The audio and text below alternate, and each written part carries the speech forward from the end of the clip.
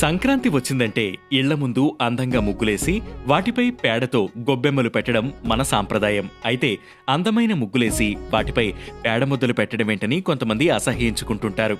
కానీ దీనికి కూడా మన సంస్కృతి ఓ అందమైన అద్భుతమైన వివరణ ఇస్తుంది. అదేంటో ఇప్పుడు చూద్దాం.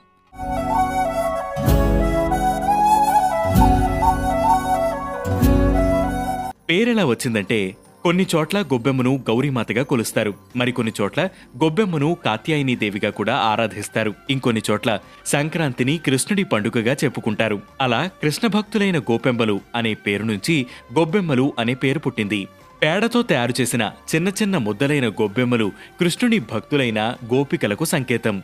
ఈ ముద్దల మీద కనిపించే రంగుల పూలరేఖలు, పసుపు కుంకుమలు పుణ్య స్త్రీలకు సంకేతం. అందుకే పేడ ముద్దలను గొబ్బెమ్మలుగా కొలుస్తూ పండగ రోజు వివిధ రంగులతో ముగ్గులు వేసి అందులో పెడతారు. వాటిని పసుపు కుంకుమ పూలతో అలంకరిస్తారు. ముగ్గు మధ్యలో పేడతో గొబ్బెమ్మలు పెట్టడం ద్వారా ఈ భూమి మీదున్న దేన్ని అసహ్యించుకోకూడదనే భావనను మనలో పెంపొందించడమే ఈ గొబ్బెమ్మ సాంప్రదాయం ఉద్దేశం.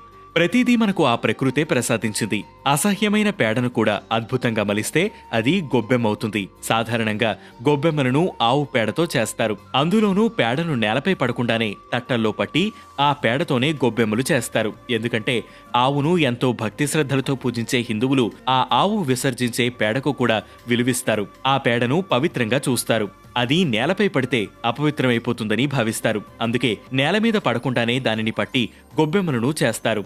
గొబ్బెమ్మలు చేసిన తర్వాత వాటిని ముగ్గు మధ్యలో పెట్టి గుమ్మడి పూలు, చామంతి పూలు, రేగి పండ్లతో అలంకరిస్తారు.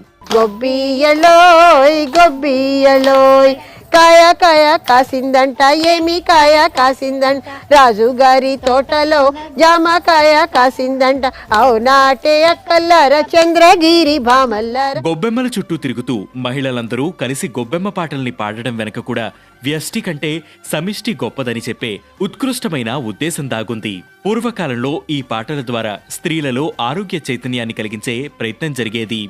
కాళ్లగజ్జి కంకాలమ్మ, వేగు చుక్క వెలగా మొగ్గ, చెమ్మా చెక్క చారిడేసి మొగ్గ వంటి పాటల్లో ఒక్కో జబ్బుకు ఒక్కో ఔషధ సూచన కనిపిస్తుంది.